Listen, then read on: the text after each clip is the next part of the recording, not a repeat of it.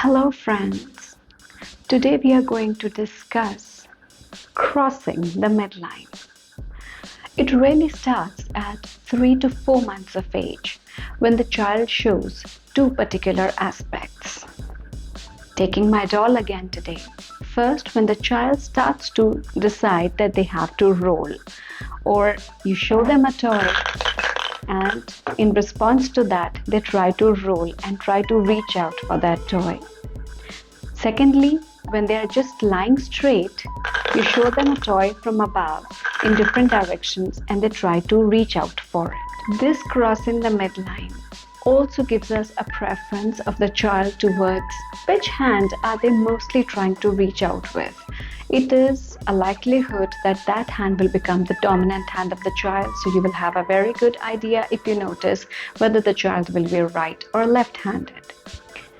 As the body awareness of the child increases and they try to maybe dress themselves up, so they try to put on their socks like this from one side and then the other, same way putting on shoes or sandals, even if they are trying to take a bath. So when they try to pour water all over themselves, well, they are crossing the midline. Moving further, if you see a child or even as an adult, you're trying to turn the page, your hand goes to the opposite side, so you are also crossing the midline.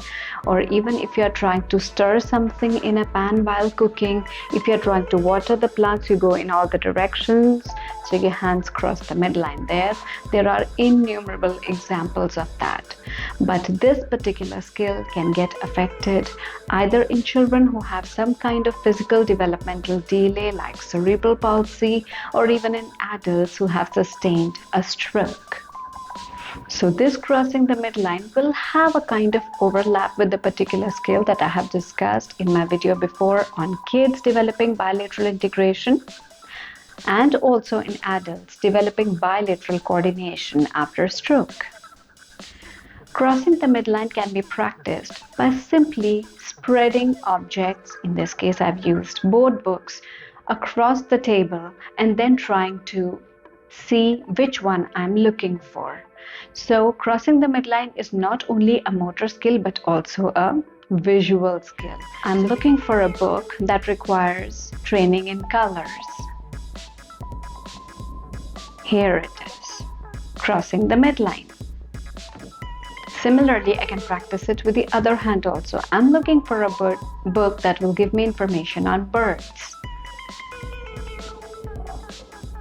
Here it is, an activity that kids will enjoy, and if you really want to go back to your childhood is, with a pen, try to create a figure 8 pattern and then try to follow it with your finger.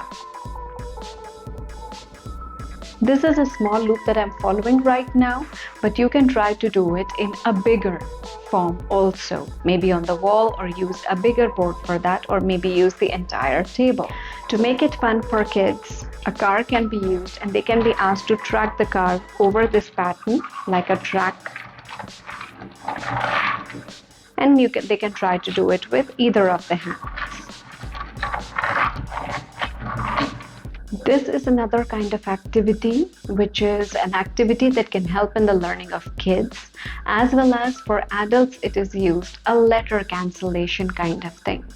This helps in improving crossing the midline. So, for example, I have to cancel out all the A's in the pattern. So I start from here. So this is working both on my visual tracking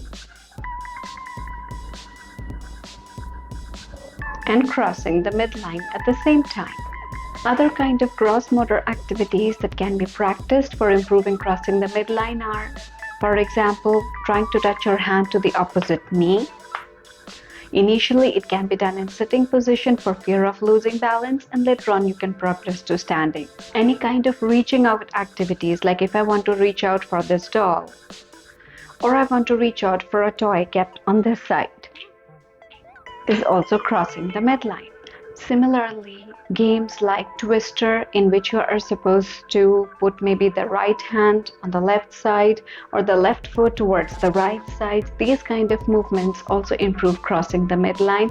And there is a never-ending list in which playing instruments specifically that require some kind of drumming effect, or my favorite, ball, in which you can try to throw the ball in different directions, especially towards the side, like towards a target. Obstacle courses are again an excellent way in which you can turn them into a zigzag pattern. So there is an obstacle on this end, then the other end. And so what happens is the child has to move in different directions like this, like a zigzag pattern, and it will really help to improve crossing the midline. So if you do not want to confuse yourself, especially for example, if you're reading, the visual tracking is a problem, or while writing, the child does not understand how much to tilt the paper, and they try to adjust their body in order to compensate the writing. All of these problems can be avoided just by teaching these very simple activities to you. So if your child has any kind of physical developmental problem by which crossing the midline has not really come, or in stroke survivors, they feel that crossing the midline has become a difficulty because they tend to raise their hand more towards the side than forward.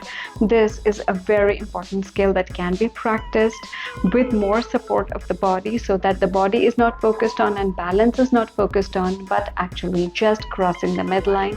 Please leave in the comments below. If you like this video, leave a like, subscribe to the channel as it helps to grow. Give me more ideas or suggestions on what kind of videos would you like to watch in the future on this Road to Rehab channel, and we'll meet again.